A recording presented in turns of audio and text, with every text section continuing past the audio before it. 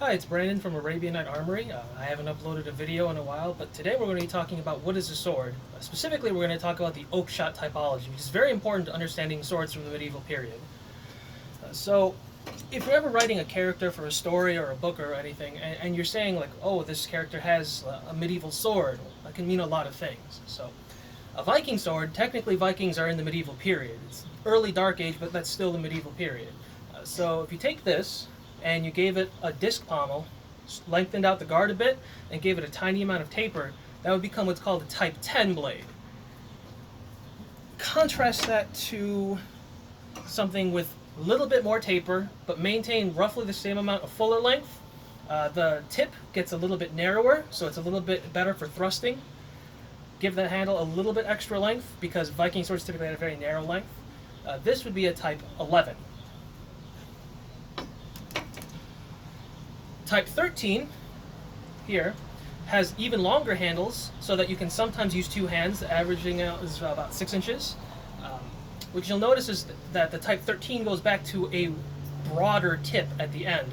What you see in a lot of paintings for Type 13 blades is that they're seen like cleaving through things, and maybe that's a bit exaggerated because it's probably not likely that these are going to cleave through a helmet made of the same kind of steel, but the concept of it's thicker and wider again to have that extra power, especially with two hands, that is essentially what the Type 13 is going for.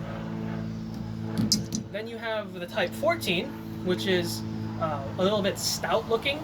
So you see it's very broad at the base, but then it tapers a bit, and then it gets really aggressive tapering towards the tip. So something like this, it's very nice for chopping, but because of the way it tapers right after the fuller, it still has very nice thrusting. It's not going to have as much resistance as something with a broad tip.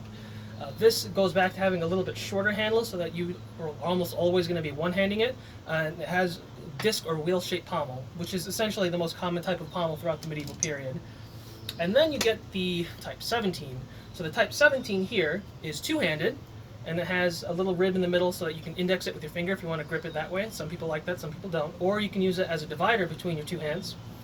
And this sword, it has a very aggressive taper when you look at how narrow it is, and it's continuously tapering from here.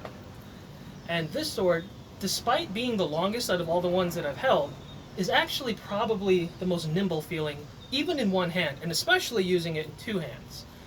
What you'll notice if you ever handle swords with all of these different blade profiles is, one, the difference in how they cut, two, the difference how they thrust, and three, how comfortable you can throw a combo using one hand as opposed to two hands. Going back to a Type 13, comparing that to a Type 17, this kind of feels heavier than this, even though their weights are probably relatively similar. And obviously that's, again, this is more emphasized for chopping, this is more emphasized for balance between cut and thrust, thrusting being very well with the Type 17. So what kind of sword you pick for whatever character you're writing should probably be reflective, especially if you're going to go for like a medieval fantasy story, of what kind of person they are. If you're writing like a very high dexterity elf character who's very nimble, then the Type 17 is perfect, right? The typical elf ranger or rogue. But if you're writing a character that's like a very beefy, strong paladin or whatever, then a Type 13 might be a bit better. Or if you're writing for a barbarian, then going to a Type 10, again, just imagine this had a longer guard and disc pommel. A Type 10 might be a good choice. But yeah, I find that the Oakeshott typology is very helpful for classifying swords, not only for archaeological purposes, but for the purposes of people who want to make swords or order swords, getting exactly what they're looking for. Maybe they can't articulate all of the points that they want right out of the gate, and so studying the Oakeshott typology will help them say, like, I want a sword that's like this and has these qualities, and or for people that do reenactment, like, I want a sword from this century, so it would have to fall in these kind of parameters. So something like that would be very helpful for a lot of people, and do some research into Oakeshott. Have a good day.